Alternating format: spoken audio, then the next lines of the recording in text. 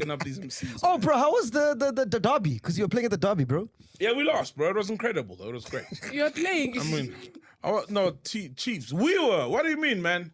You are a Chiefs supporter. Yeah. Yeah. No, it was the derby, bro.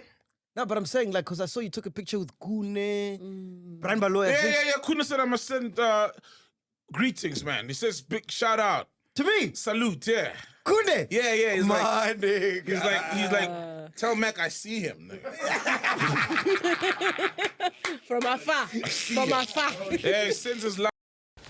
Hello Mzansi, welcome to Mgosa Mzansi. If today is your first time visiting this channel, please do the right thing and click the subscribe button, and also don't forget to smash the like button. So kule podcast lena on this episode usol phendo kutshela awumekjiko ukuthi ukhona yambingelela uthi I see you, send ama shout out kuwe uthi I see you. So people felt ukuthi man, there was no need for Soul ukuthi ayisho lento leyo on a podcast, man, because siyabona ukuthi uzama kwendani lana uClef Entertainment.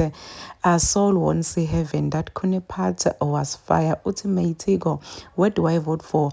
Soul for president lol. Uthi Piwe no say akune uzenenye. Uthi Slifa Mekji, you are too much. So people took this part ukuthi Nazuti Ukune was trying to make fun about what Umekji said about Umini Dlamini, about Goguti, yeah, maybe her cookie smells or something. So people felt ukuthi ngazuthi Ukune was making fun of that. Yabo ngiwazathi Kune I see Mekji I see you. Yeah, uthi ngikubingelele. So people felt ukuthi nasol phenduka naye uqala mlilo because why ukhulume njalo kunenzaba lengakalethanda, because we know ukuthi Ukune ex Yamini Dlamini, and Umini Dlamini have been dragging Ukune akaningabe, but Ukune solo kathulile akasaphendula asho next because we know ukuthi he's a quiet guy, akakhuluma kusemuntu uthi dova bathiwa trend awende loku naloku.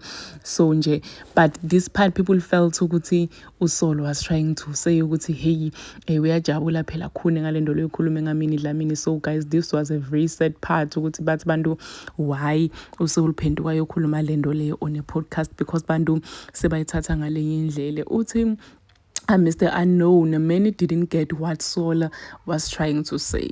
Uthi the joker in Akune is actually telling us something.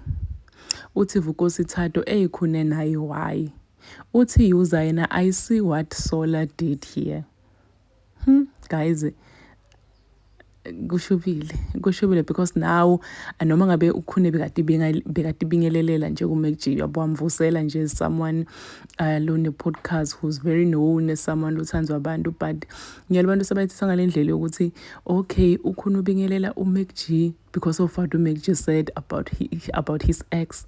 So now people feel ukuthi the reason why ambingelela kuguthi uzama kusho ukuthi hey wena lento loyikhulumile, big ups to you.